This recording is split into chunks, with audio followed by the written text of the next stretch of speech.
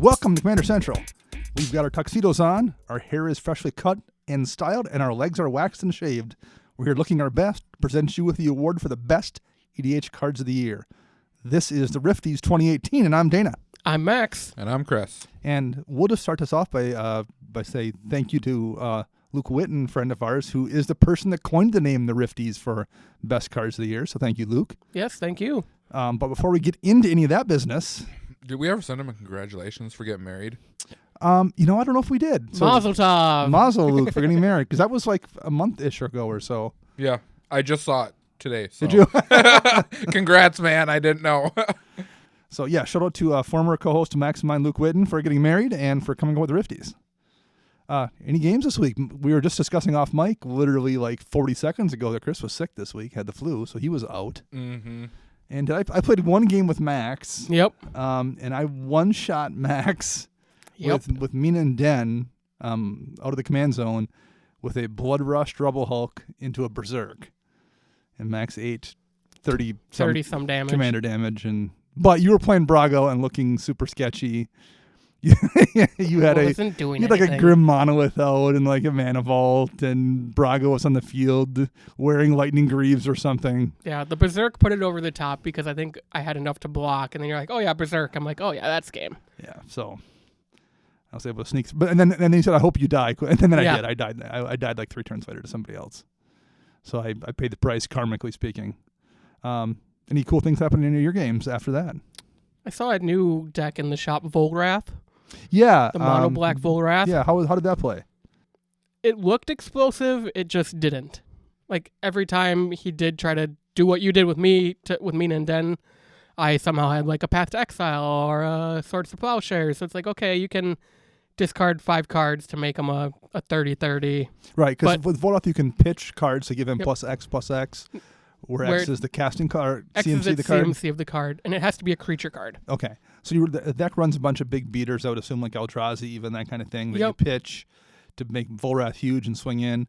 I've never seen the deck, but I've seen the card enough times in like my trade binder or whatever, and I'm like, well, I could see building that deck, but I've never actually attempted to even do it on paper or anything, let alone actually make one. So yeah, I mean, it was a fun deck to play against. He did end up winning that game just because his life gain got so high based on us removing it with Swords to Plowshares a bunch. Sure.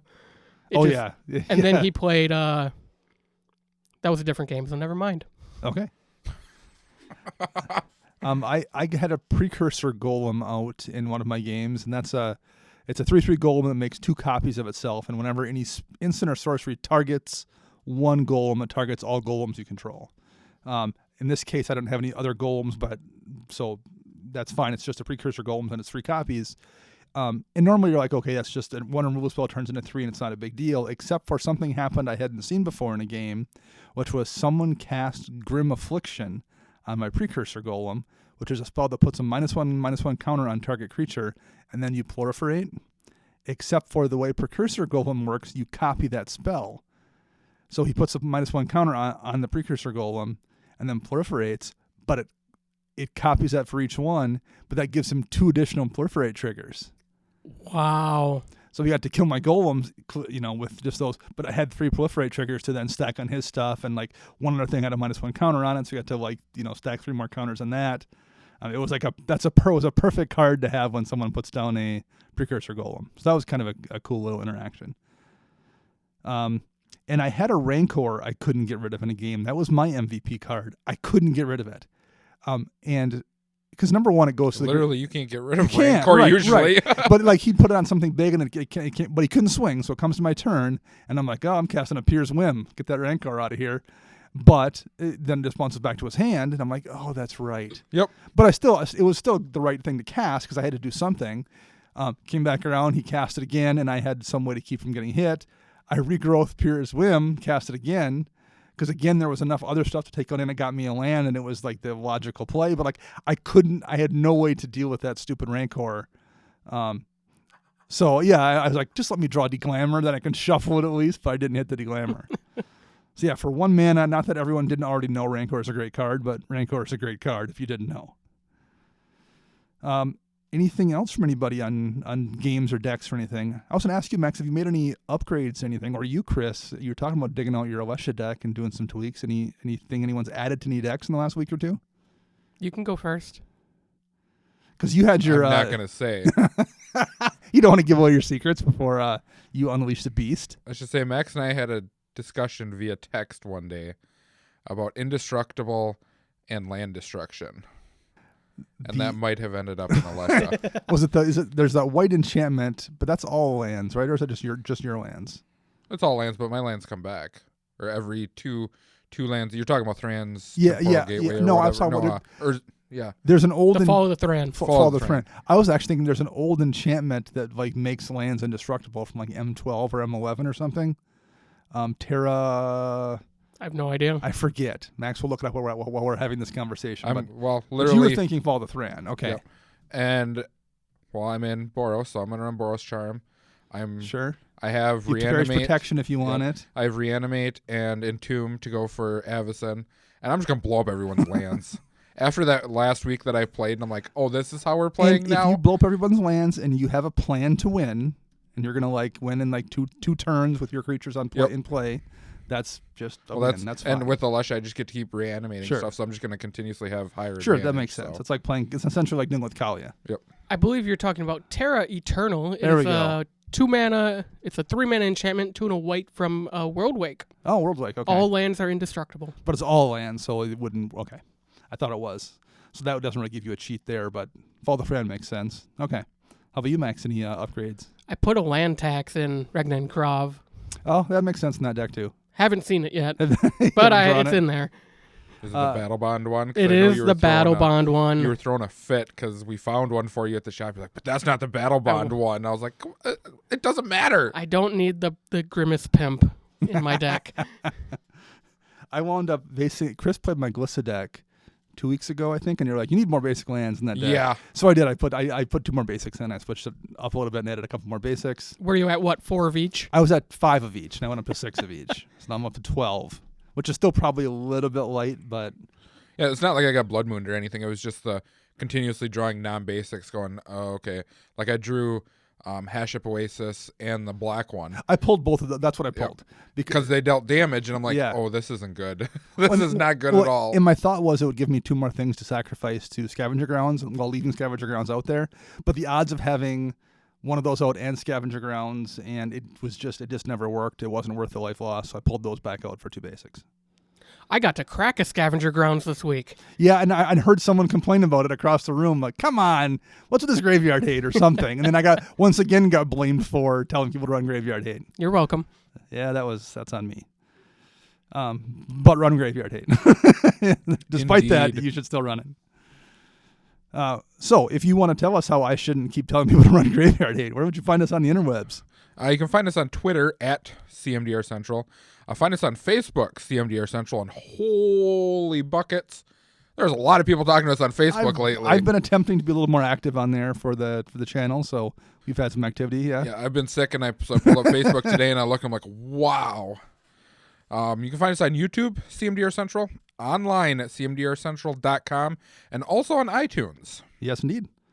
Where else could you find us, Max? You can find us at flipsidegaming.com. Where you could buy your very own copy of Rancor that I could never destroy with a Pier's Whim permanently.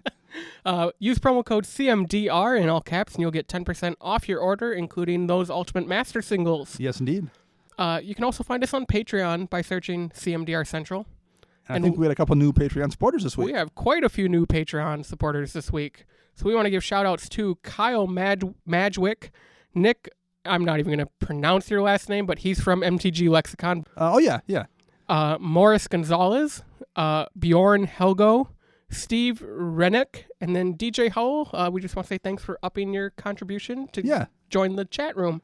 Thank you very much, everybody. I actually wound up signing up for Lexicon's Patreon a couple days ago, too. They put out really nice content. Yes. If you're ever home alone on a Saturday night, just turn on Twitch and they do... Yeah, they're the tech setup they have for, like, broadcasting games. I don't know if it's 8 cameras they have going on or something. Yeah, I think it's 8. 8 cameras, and each player has their own monitor to watch Twitch chat. But it's a really nice... I mean, like, you can clearly see what everyone's doing. There's no glare. It's the best Commander's visual setup to look at people playing a game that's out there, just period. So check those guys out for sure.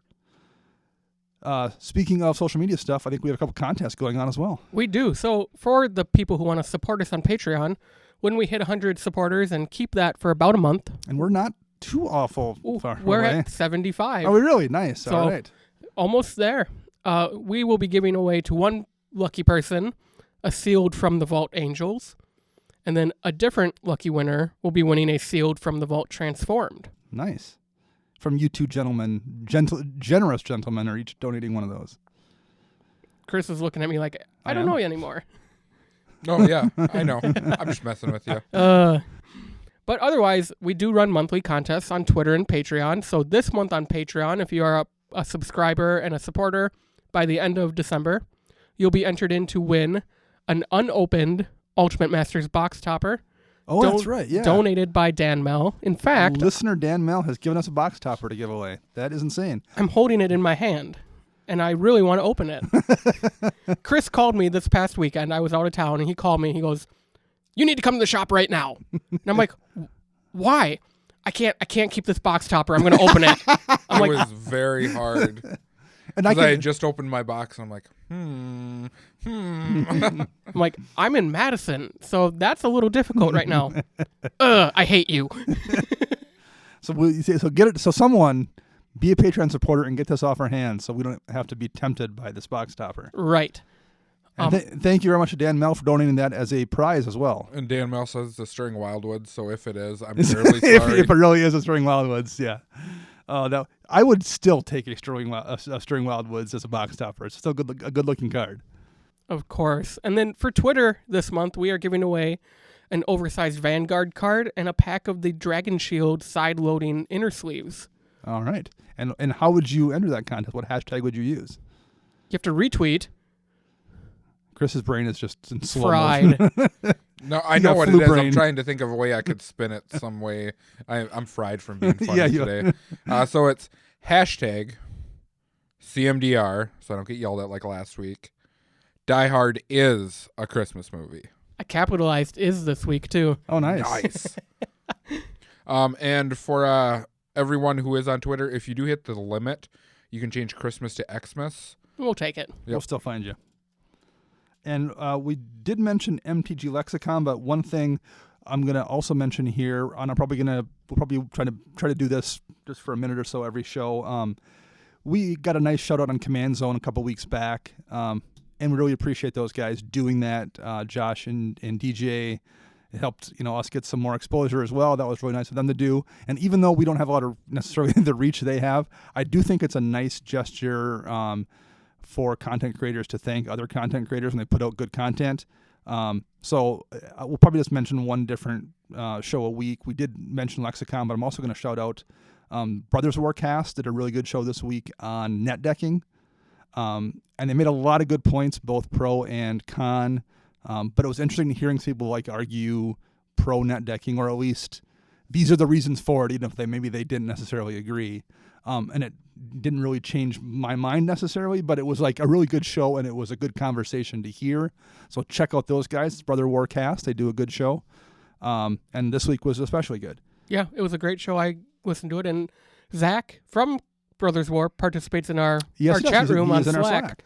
So it was good bouncing our opinions of it off of him, and we really didn't realize it was him until we started talking about their show. Yeah, right. Yeah. So yeah, that was cool. It's a good show, and he's a good dude. So check those guys out.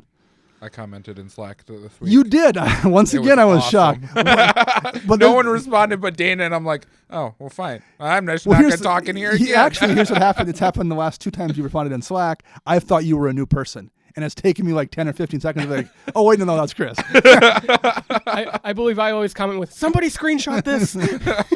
Chris is actually here and online. Okay, let's talk about the Rifties here. These are going to be our favorite cards of each card type from the year 2018. They will get a handsome statue of Cyclonic Rift, as it is the best card in 2014? No, Return to Ravnica was longer than that. 2012. Something 2013. Like it's the best card. It was the best card, right? We actually were trying to think of what card we should use that has E's, like the Grammys or the Emmys. And man, it's just Cyclonic Rift. That's just the card. Yep. The Soul Ringies, I guess, may have worked, but Rifties is definitely the best choice. So we're gonna go over our personal picks for the Riftie Award under each card type here. So the legal sets this year: Rivals of Ixalan, Dominaria, Battle Bond, Core 2019, Commander 2018, and Guilds of Ravnica. And we're gonna pick our favorite card in each category.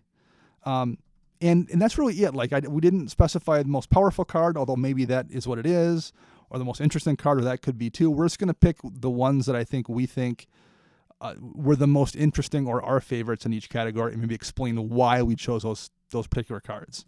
That is what I did. I went with my favorites in all of these categories. Only Rivals of Ixalan?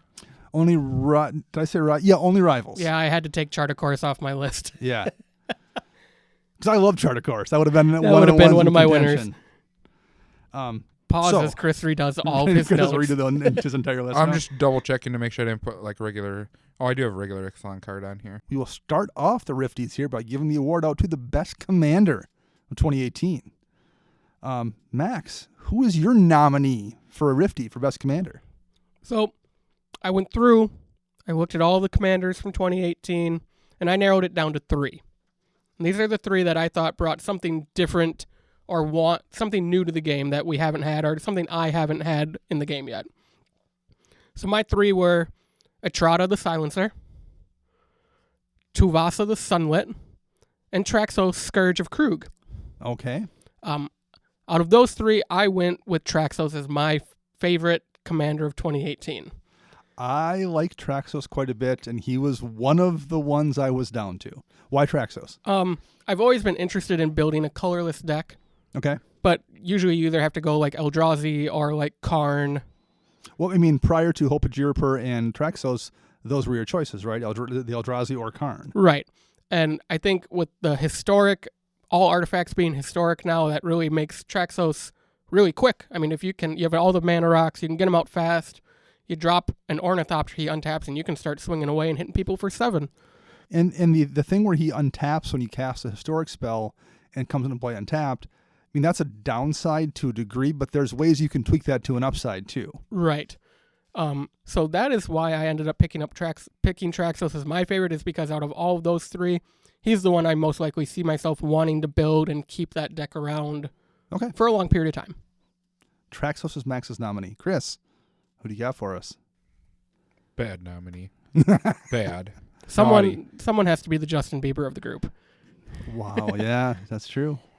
He is Canadian. So I cut mine down to 2. One of them I've actually seen in action, and the other one I have not. Okay. First, we'll start with Najeela. I think it's Blade Broken or Broken Blade. Najeela the Broken. Blade Blossom. The Broken. There we go. Yeah, she Najeela is broken. Now, this card, I think, is probably the best mono red general, I guess you could say. Sure. If you wanted to go straight mono red. Because if you want to go goblins, you can go broken crap, all that stuff, whatever. But she creates 1/1 white warriors by herself. Yes. So she triggers herself. Now you could put a sword on her if you're playing 5 color, go infinite combat steps, win the game, blah, blah, blah, blah. All that fun stuff. But other than that, I think she's amazing the way that she is. Okay. So my second one is Wrath Compassion. Really? Yes, I love this card, and I have yet to see someone build it. Because he's the trash captain, as Dana dibbed him. Why did you call him the trash captain? Why? Because I don't think he's any good. Really? He gives you guys flash, which doesn't actually do anything. All historic things get flash. That's true.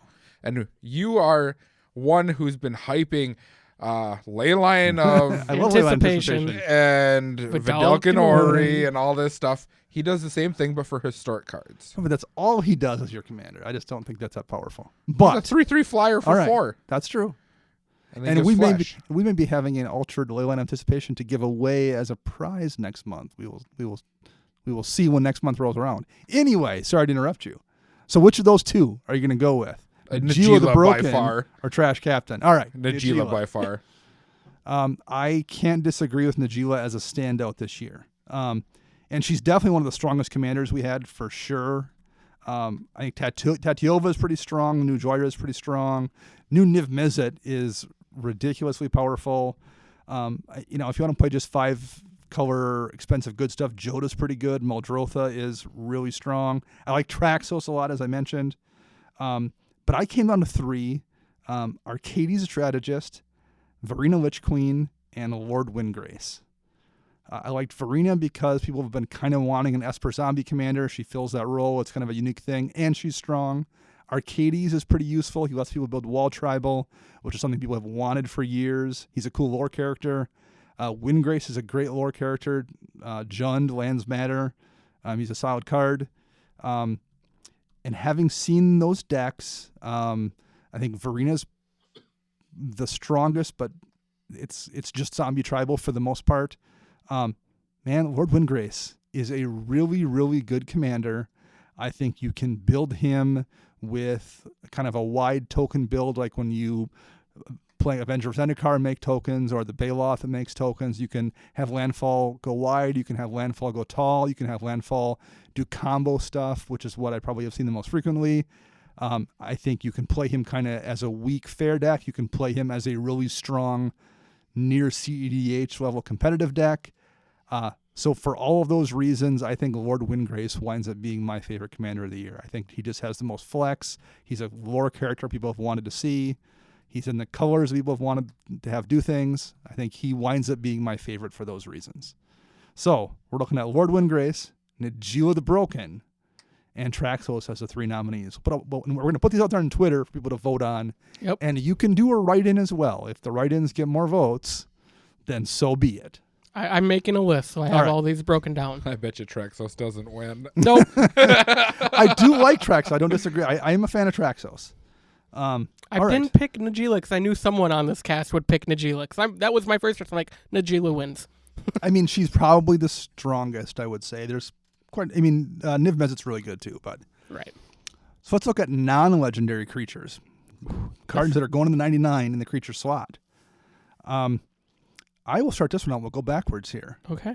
We had a lot of interesting stuff this year. Doom Whisperer is a really strong card. Chain Whirler just wrecked standard. Meteor Golem is a surprisingly strong card, and there's a lot of decks that were running that. I saw Twilight Prophet is disgusting power-wise. So good. Underrealm Lich just says win game in target Gitrog monster deck. World Shaper is really useful. There's just been a lot of good stuff. I am going to go with Rat Colony. Rat Colony is my pick for my favorite creature of the year. Everybody that already had a Rats deck converted it over to Rat Colony because it's better. And I saw multiple people that, had never considered building Rats before build their own weird variation of a Rats deck. Don Miner and EDH Rec built a Rats deck with who's the new Ravnica Dimir legend? Atrada? No, not Atrada, the other one.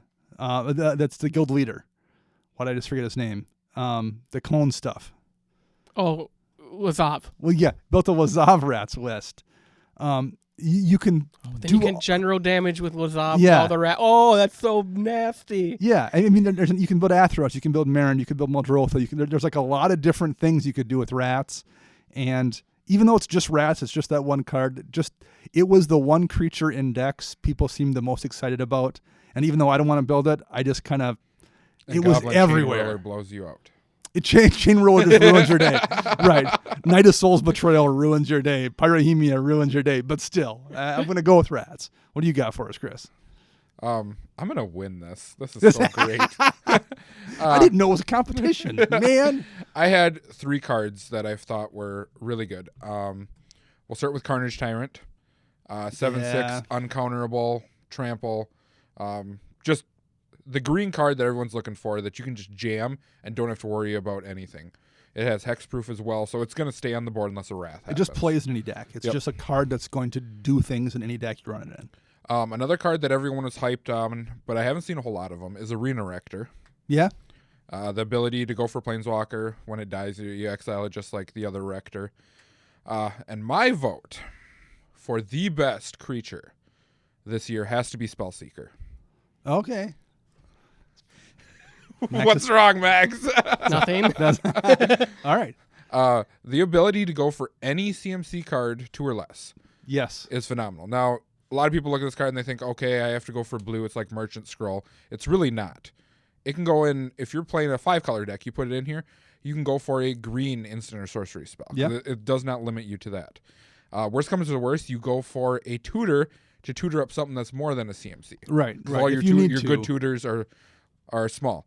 Now, we can go after the Rifties. It goes for Cyclonic Rift. It does. It will go get you a Rift, for sure. I think it is by far one of the best, if not the best, creature card printed. Okay. Very cool.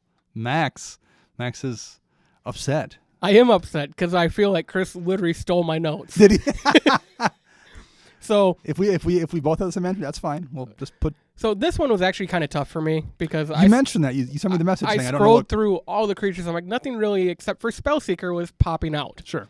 So my original answer was going to be the type of warrior, the creature type warrior. Okay. Because in the past, people want to build warrior decks, and then in the cons block we got the white-black warriors and some red warriors. But then Battle Bond comes, and we get warriors in every single color because of Najeela. Right. And you don't even need to run Najeela, like Rurik Thar is a warrior. Right. You can run warriors in him, So my original answer was going to be the creature type of warrior just got this incremental boost in fodder to build your decks with. Then I'm like, well, that's not going to fly. So I'm like, well, then I'm going to choose Spellseeker because it's just broken. Yeah, all right. So my vote as well is going to be for Spellseeker. For all the reasons Chris mentioned. I really like Brightling too, but I don't think it's good enough for EDH. Neither do I. Yeah, it's a cool card, but I don't think it's really a commander card, where a Spellseeker is just good, period. Yep. All right, those are all reasonable responses. We have two entries for the Rifties here under creatures. So maybe the write-in will win. We'll see. All right. Let's take a look next at sorcery spells. Max, start us off. So I only have 2 for this one. Okay. And my 2 got narrowed down to Cleansing Nova, the 5-mana destroy all creatures or destroy all artifacts and enchantments. So the baby austere command. Exactly. And then another Battle Bond card, Pierce Whim, which we've been talking about a lot lately. I was talking about it in this show. Right. 4 mana to get yourself any land and make your opponent sacrifice an artifact or enchantment, whether it's early game on turn 3 or 4 getting rid of that Signet or Soul Ring, or late game getting rid of that Mirari's Wake or that No Mercy or something like that. It's just really powerful. Yes. But because I like playing green, the winner for me is Pierce Whim. All right. Chris, sorcery spells. What caught your eye?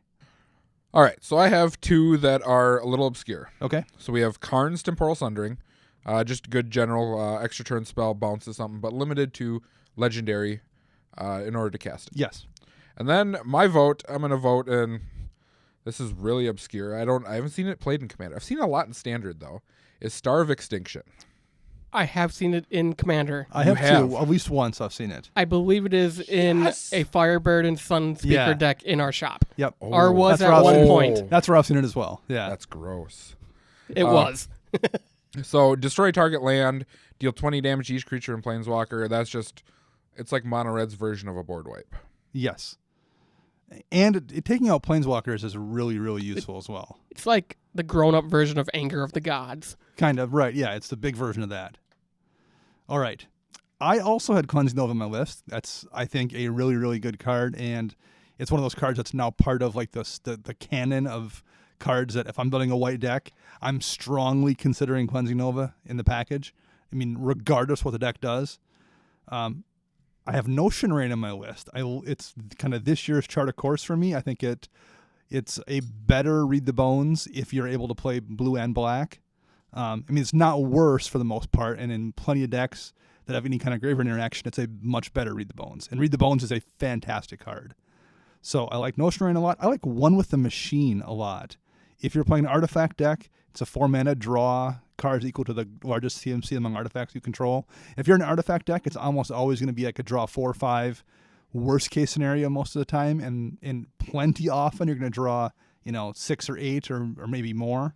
Mm-hmm. So I'm a fan of that card. I think Secrets of the Golden City is kind of an underappreciated card. It's a 3 mana draw 2, but if you have Ascend, it's 3 mana draw 3 in blue. And I like Sylvan Awakening. It's a win condition, I think, in different landfall decks. You just turn your lands into indestructible beaters and swing in. The fact they're indestructible keeps you from getting blown out by a board wipe most of the time as well, which is always risk of animating lands, so I'm a fan of that card. However, after saying all of that, I got to come back to Pier's Whim as well. So good. And not only is it one of those cards that like is good in theory, like I love Notion Rain, but I've only seen it cast, 3 times in games, number one, because it's new. But you have to be in those colors to run it. I've seen Pier's Whim between myself casting it, you casting it, and just other random people. I've seen probably, 25 Pier's Whims cast this year, and every single one of them changes the state of the game. It's not a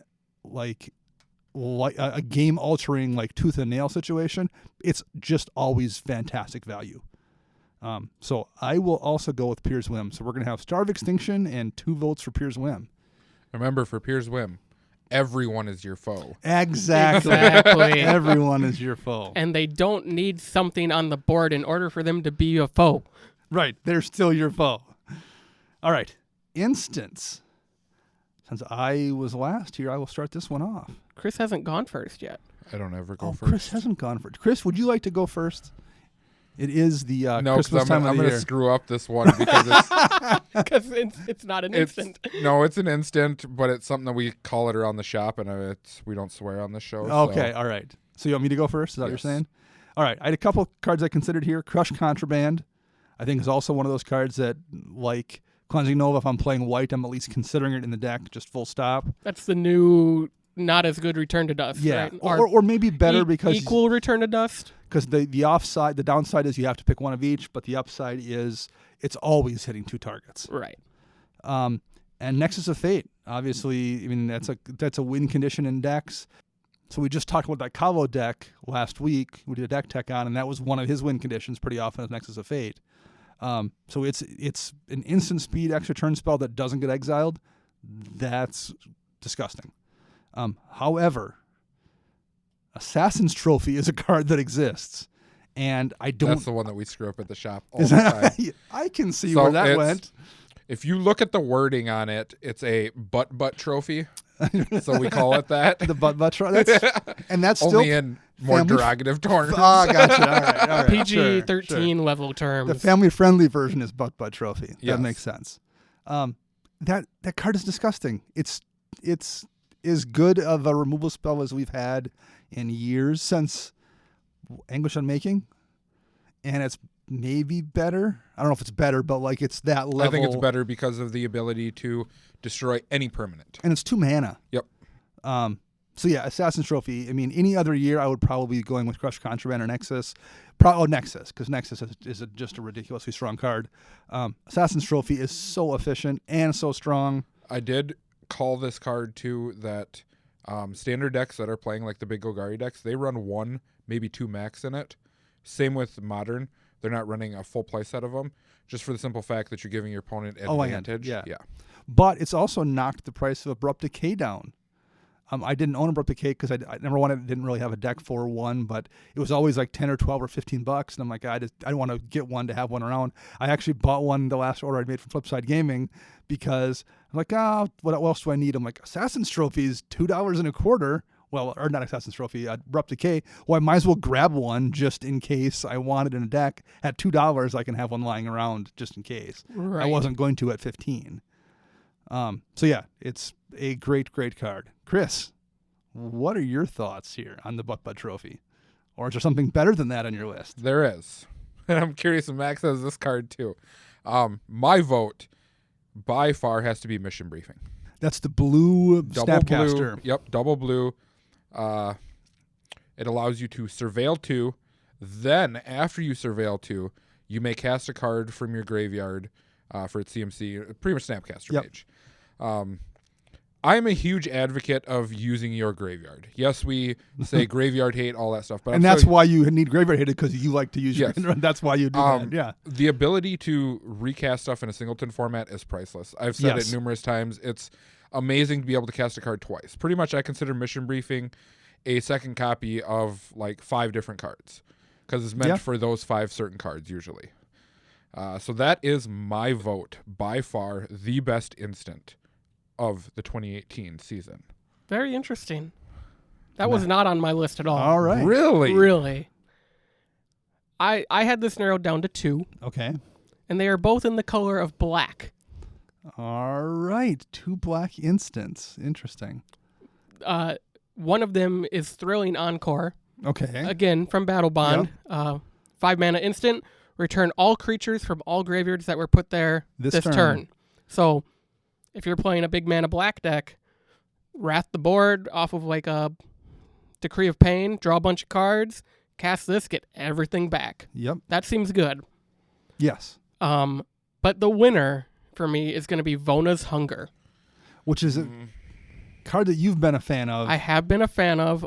So it's a 3 mana instant, 2 and a black. Each opponent sacrifices a creature. But if you have Ascend, each opponent sacrifices half the creatures they control rounded up. And in Commander, Ascend is pretty easy to hit. Yeah. Yes, by far. So, they need to give us something that destroys emblems like that.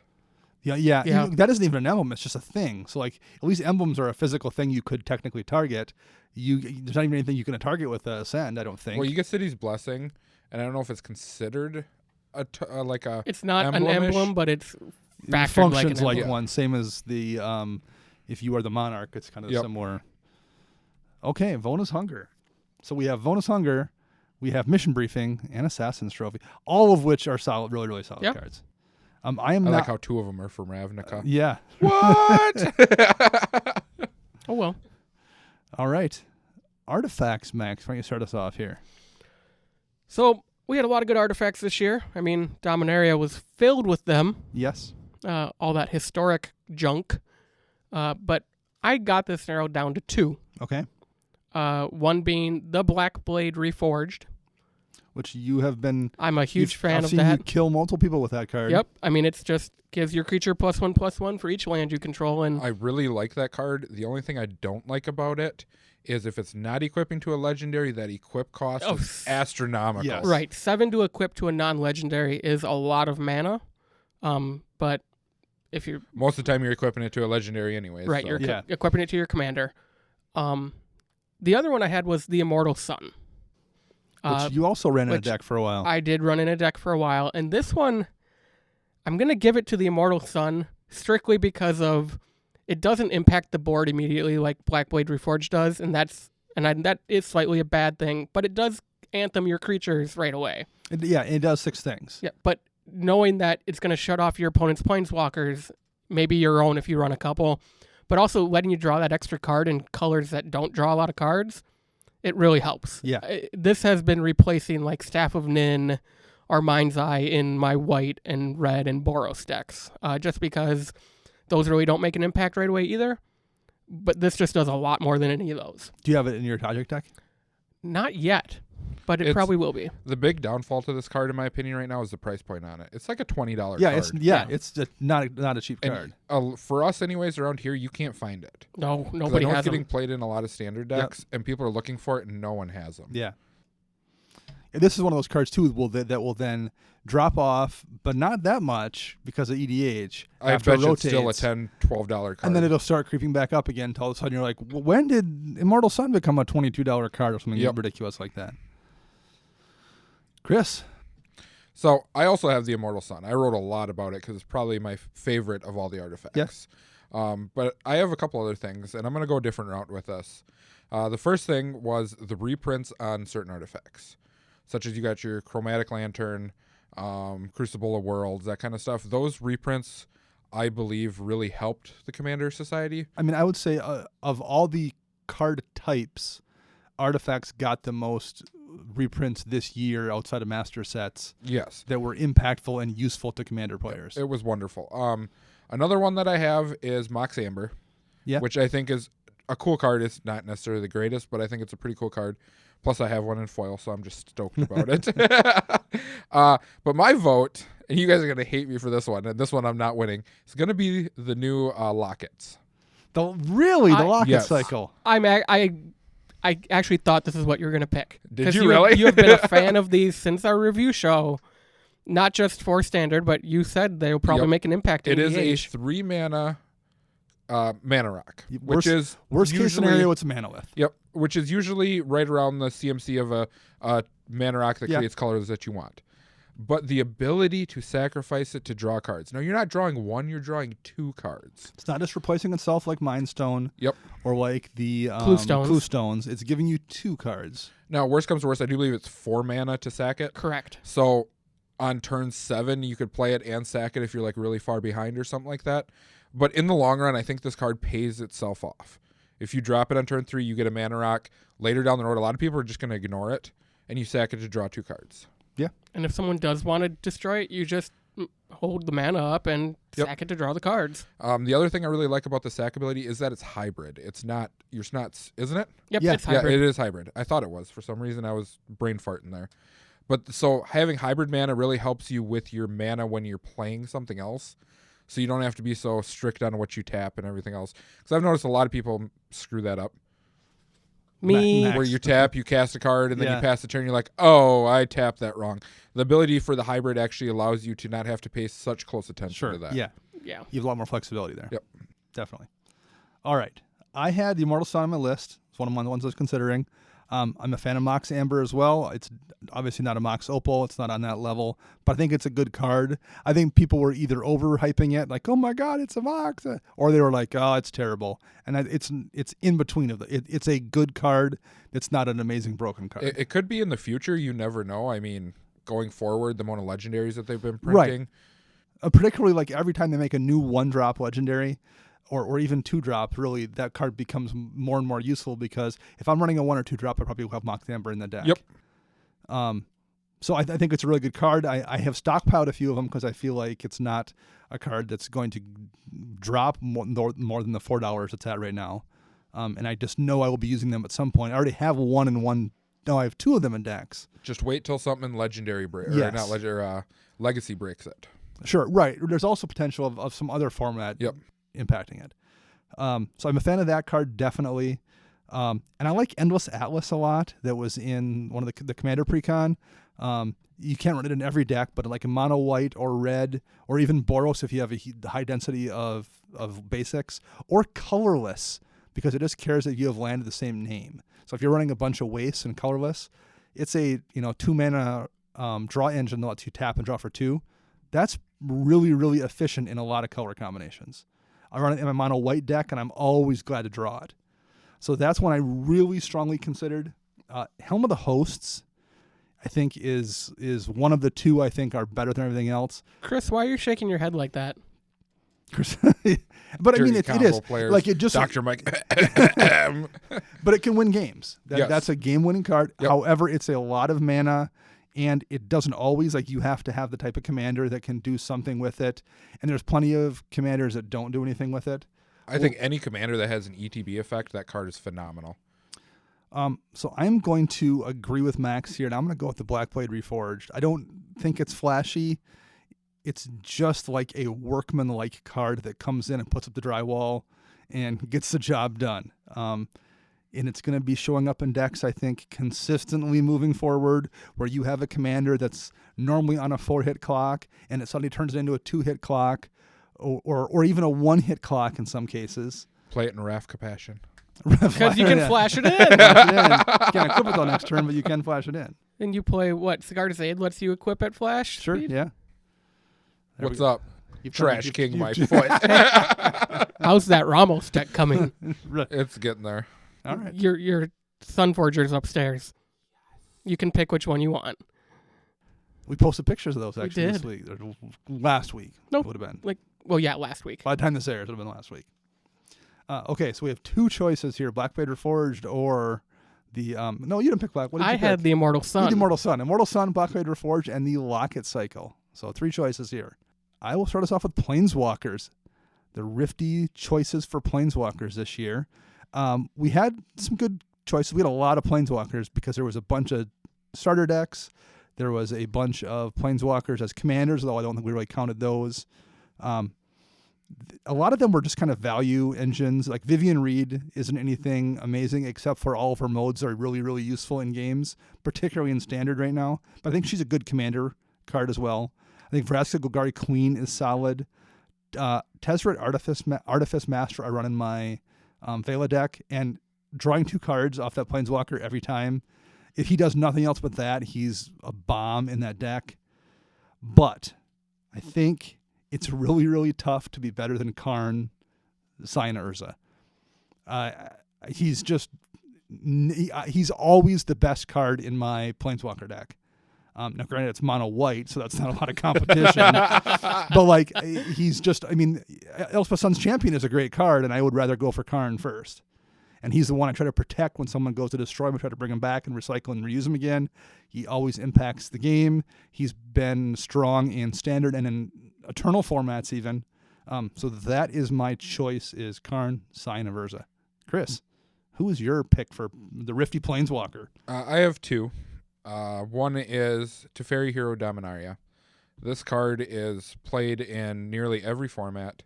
Ever. His abilities are phenomenal. Draw a card, untap 2 lands at your end step, tuck a permanent. So you're getting rid of it off not only destroying it, but it's going away. Mm-hmm. If you have a shuffle effect, that's even better. And then his emblem just says, oh, I'm going to win the game doing this. Right. But my pick, even though you bashed her hard, is Vivian Reed. I think that her in a mono green deck or anything creature based that's running green, she does everything that you're looking for on a renewable stick. She does. She searches the top of the deck for lands or creatures, destroys pesky flyers because everyone hates flyers. And her emblem just says, my creatures are going to kill you. Yeah. So that is my pick. Vivian Reed. Okay. Max. I had this narrowed down to 3. Okay. You mentioned 2 of them. Tezzeret Artifice Master. Same reasons in Brago. He just draws me 2 cards every turn. Right. And then I blink him and he draws me 2 more cards. Right. I did make a couple Thopters this week, though. Because I didn't have anything else. But it's also relevant mode. Like you say that as a joke, but like there's way worse things that have your Planeswalker do than protect himself and give you a blocker. Mm-hmm. My second one was Karn. Okay. Because it's Karn. Right. But for kicks and giggles, the one I'm going to give the Riftie nomination to is Hotly, Radiant Champion. Oh, wow. Okay. Waddle. Her +1 adding loyalty counters for every creature you control makes her alt really easy to hit in a token-based deck. When I did have my token deck together this summer, she is what I always wanted to be running black to tutor for. Okay. Which also makes me kind of want to move into like an Abzan token build, but that's for next year. Okay. But she gets it because there are a lot of token decks that I think really should be utilizing her. She's a good card. Yeah. So we have Hotly Radiant Champion, Karn, Sign of Urza, and Vivian Reed. Those are the 3 choices, 3 Riftie nominees for Planeswalker. Max, start us out with lands.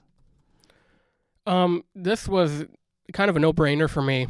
Right. I'm just going to say the Battle Bond lands and be done. And we'll note the flip lands we count it as enchantments because you can't really count on them becoming lands. They have to come as an enchantment first. So those are enchantment cards for the purposes of this show. Yep. So you're going to go with the Battle Bond lands cycle. Yep. Okay. Chris. That's really the only choice.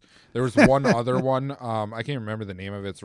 Cabal Stronghold? No, it's the land out of the commander set that you can tap it to put a +1/+1 counter on a commander that came into play or a loyalty counter. Yep. Which is a useful land. Yep. But it just doesn't beat the Battle Bond lands. Nothing does. I kind of like Arch of Araska in a white or a red deck because it's pretty easy to hit the Ascend clause, and then it's a mana sink. Hey, I've got 5 mana left end of turn for whatever reason. I'm gonna draw a card. It's fine, but the Battle Bond lands are in Commander.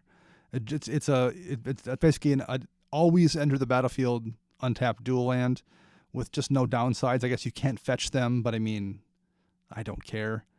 They're just fantastic, and we spent all summer telling people to pick those up and put them in decks, and nothing's changed other than we don't want to say that every week. Right. But like they're great. So people can write in on another option, but I think we're all in agreement that Battle Bond land cycle. Right. I mean, and if we weren't counting like reprints, I think the Shocklands would get an honorable mention here. But I mean, otherwise, we really did not get a lot of new and exciting lands this year for Yeah, I mean, EDH. Cabal Stronghold is a decent card in mono black. And there's that one that is kind of like Arcane Lighthouse, but worse. But yeah, I mean, a non-fetchable always comes in untapped unless it's down to you and your one last person in your pod. Yeah. You can't go wrong. I am in agreement. Last but not least, enchantments. I think Chris should start this one. Chris, you can start us off. Experimental Frenzy. Mic drop. Boom. Done. It's so good. It is really, really good. It's not the only one that I had on there. I have Divine Visitation, which is the 5-mana enchantment. Whenever a token comes into play, one or more tokens, they get transformed into 4/4 angels. In a token deck, Yep. that card is great. It's disgusting. You think about that. What is that? That 3-mana enchantment that creates Eldrazi Scions? Awakening Zone. Yeah. That Every one of those coming. Yes. Every Gave token you take off Gave. Yep. Turning the into the an only I downside mean- is I think Gave says you have to sacrifice a sapling, or is it a token? Just a token. Just a token. Oh, Yeah. even better. I think it says creature. I don't even know if it says. I think it's just sacrifice a creature. Okay. Dave says sacrifice a creature. Put Yeah. a +1/+1 counter on target creature. Ixalan's Binding. Now I don't remember if this is Rivals or not, but I have to mention this card. I think it is Rivals. It is. Yeah. Because it's phenomenal. Pretty much it says, I hit your commander, you're never playing it again. It is normal Ixalan, but it is so good. Yes. See, I screwed this up again. The sagas were a big one that was on my list of... Now, I'm not saying any one of them in particular is any good, but I think that ability of the sagas was just awesome. We should definitely make a note. I agree. The sagas were a great new addition to, like, they're not a card type Design themselves, space. but it's a cool. Yeah, that's perfect. Yep, They're it a was great pretty cool. addition to the design space. Another one that I have is Kumena's Awakening. Now, this is a 4-mana enchantment that has Ascend. Now, you draw a card, or every person draws a card at the beginning of their upkeep. If you have Ascend, you're the only person who draws an additional card. Right. Which is, as we talk about, you don't want to help your opponents. Most of the time it's just a Phyrexian Arena for you that doesn't do damage. Yeah, which is pretty cool because, as you said, Ascend happens quite a bit. But by far, my vote has to be Experimental Frenzy. I am a red player through and through, and this card just wins games. I would agree. Whenever I've seen it in play, it's just been so much value. Max. This one was similar to Chris's Experimental Frenzy. Mine is going to be Path to Discovery. Oh, I love that card. It lets you explore every time a creature enters the battlefield. So whether it's tokens, an actual creature card, it lets you filter through your deck, lets you pump your creatures, fill your hand up. You can use it in a go wide strategy, a go tall strategy. It is just all around a very good utility card. Yes. And with 1 green pip in the cost, it's really flexible with how many colors you're playing to put it into your deck. I am a fan of that for sure. It's on my list. So is Experimental Frenzy. I like them both. We got a couple of those flip cards. I think Hadana's Climb and Storm the Vault are the best. Storm the Vault, whenever I've seen it come out in a Breya deck, I think I've lost the game. Because it flips super easy in Breya, and it just turns into just an insane mana generator. And the first side is good. I mean, it's just a great card. I think Deep Freeze is a really useful card that was in Dominaria. It's not quite Imprisoned in the Moon, but it does a pretty good impression. If you need a second one of those effects, that's a really solid card. Chris mentioned the sagas. I like multiple different sagas. I think the Antiquities War is my favorite because, number one, in the deck where I played, I can kind of abuse it with, is it Hex Parasite that removes counters? Yes. That feels so good. That feels so good doing that with that card. So I think when all is said and done, though, I am going to go with Storm the Vault. I almost went Experimental Frenzy, and it was close. But, man, the decks that can run Storm the Vault, I just feel like if you let that successfully resolve and then flip, you're just going to lose the game. Whereas Experimental Frenzy is great as it is. It's going to take a few turns for that to happen. It's pretty easy that Storm the Vault is just going to end you immediately because they just have so much mana at that point. Agreed. But I think we are all firmly aboard Experimental Frenzy as just being a great card too. And in Path to Discovery, if any one of these three wind up winning, I will not disagree at all. They're all really strong cards. Right. So Path to Discovery, Experimental Frenzy, and Storm the Vault. Storm the Vault. So those are your Rifties for 2018. Can I add a adjunct category on the fly? Because we're really low on time for once. Sure. Okay. Do we want to each talk about like our favorite thing, Magic-wise, from 2018? Absolutely. Start us off. So I think mine is 2 things. One is GP Vegas. That was a great time. That was my first time. I'm actually bummed that it's moved to August because it's just 2 months later. And I'm like, I have to wait that much longer to go back and do it again. It was so much fun. But my second is our local game store opening up here, and that's a little over a year. But they really hit their stride in 2018, wouldn't you say, Chris? Yeah. Having a really reliable place to go 6 days a week. You walk in, and someone's always there playing Commander or Standard or even a board game. Like, cool, I don't have anyone to play Commander with, but let's go play this game. Just having a nice, safe place to go to play the game we love means a lot. We had game stores where the 3 of us have gone and played Commander. This is the 3rd place we've gone to play. The first one closed. The second one kind of changed to a video game shop, and now there's this one. But the difference between this shop as an LGS and the first 2 places is night and day. You hear people talk in great terms about their local game store they play at, and I assume that's what we were going to the first 2 times, that the first 2 stores we were going to, and it wasn't. Like, this is the first shop that I'm like, I get what people talk about when they talk about how great their local game store is. This is that shop, and having gotten that now has been a big deal. I agree. How about you, Chris? I'm going to get real sappy. I know. Doing this with you was the greatest Magic thing Thanks, man. of 2018 for me. Thank you. It actually allows me to talk about a game that I love and not have people like, oh, you just shut up already, that kind of thing. So I delete those comments before you read them. I'm kidding, no. So honestly, that is probably the greatest thing Magic-wise that's been in my life this year. I mean, I can't disagree with that either. This has been a huge deal. And it's time consuming, like doing this whole thing, like content creation racket, engaging with people and producing content and staying abreast of all the stuff does take up time. It does get very tiring. But it's also a lot of fun, and that makes it a lot easier to do when you're enjoying it. It makes it not feel like the amount of time it takes. It feels a lot faster when you're like, oh, it's fun to do. Even things like prepping for shows is work, but it's also fun work because you're like looking forward to doing the show, and that makes it a lot easier. And doing it with you guys makes it a lot easier too. Mm-hmm. I get to see people's random decks, and it's fun. It is a lot of fun doing this with you guys, and I couldn't do it alone. Right, yeah. Well, I wouldn't want to. Like, it wouldn't be any fun. Part of it is doing this with you guys is what makes it enjoyable. Mm-hmm. And it's opened up opportunities. Like, I write for EDH Rec, and I'm on the EDH Rec podcast now. But part of the reason I was in a position to do that in the first place was doing this show and, like, getting my feet wet and learning how to talk about Magic with you guys has opened up opportunities for me to do that kind of thing as well. And it's helped Chris probably with his competitive play a little bit, and it's helped Max learn how to do things like edit. Like, it's altered how our day-to-day lives function as well. Yeah. So yeah, I would definitely want to thank you both too for all that you guys do. Max puts in a lot of time editing. That's a big deal.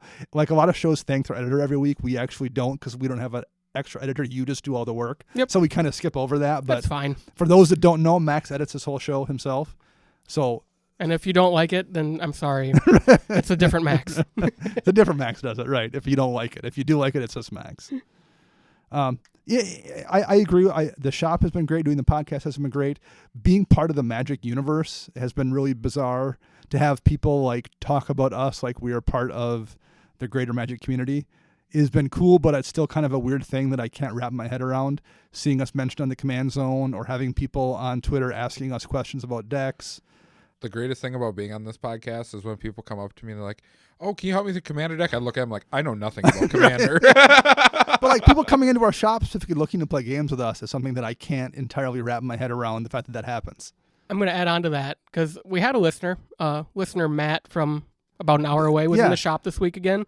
And I played. He drives an hour pretty frequently because he heard about the shop from us, and he comes a couple times a month to play now. Yep. And I played a lot of games with him this week, and he flat out said, oh, it's after 9:30. Dana can't play Glissa. Like, he's making all these jokes that we talk, like these inside jokes that we mention here on the cast. Like, he's like, Max, you're playing Ragnar Krav. You're a scumbag. I don't want to see Blood Bond at all. Yes! Like, yes! it's weird hearing our inside Yeah. jokes Yeah. out of real people's mouths. Yes. Yeah. I still haven't entirely figured out mentally how to process that yet. Or just like interacting with other content creators. Like he's talking about, seeing us on Command Zone, but just like, having back and forth with people that put out really good shows whose stuff I respect and they're interested in what we have to say too has been a strange, very, very cool experience, but it's also one I haven't entirely processed yet either. So it's been a really, really good year. I'm looking forward to the next one, seeing what happens in this game and doing the show with you guys. Yeah. I do want to give a shout out to Wizard of the Coast for Arena. I've been playing it a lot. You have been hugely hooked on Arena. And I've really been enjoying it. I think how it plays, everything is really, really nice. I've intentionally not installed it on my new computer yet because I told myself I need to get the rest of my house unpacked first. So my goal is probably in January I'm going to do it, but I've set myself I'm not going to do it in December because I can't be distracted because it's going to distract me. I can just tell, I just know it's going to. Well, with that said, are you looking forward to how they're restructuring all the tournaments now so you can actually make the new Pro Tours through Arena? I think it'd be nice like that. The only thing is for a competitive play, I really don't like the timer system. Yeah. It really bothers me because Sure. it cuts off like visually what's going on. Whereas in a actual paper tournament when I'm playing, you can sit and think about stuff and your opponent knows when it's something big that he's not going to tell you for slow play because you're really thinking, trying to make it a fair Sure. game, everything else. Yep. Whereas the computer starts yelling at you, you're not going fast enough. It's like, well, just calm down. But it also gives you an opportunity. Like if you really want to be someone who's grinding out these events, it's really tough for the average person with a family and a job or whatever to like go to all the GPs that are required to continually take shots at this. Being able to do it online is going to open up for a lot of people a chance to compete in ways they just couldn't before because they have lives. So, they've done the Wizards have done a really good job this year in general. Between the reprints we got in Ultimate Masters and Battle Bond being a very commander-centric focus set, Dominaria being the best set I've seen in I don't even know how long. I still stand by that. This was a great year for them as well, so it's been a good year to be involved in Commander. Yep, Dominaria has the best general ever, Raf Compassion. The trash captain. He's the king. All right, we will be back next week. And we will have the results, the voting results of the Rifties. We'll give out those awards, and we're also going to get some input from other content creators on their thoughts on this year as well, and do kind of a summary of Magic in general. Until then, I am Dana. I'm Max. And I'm Chris.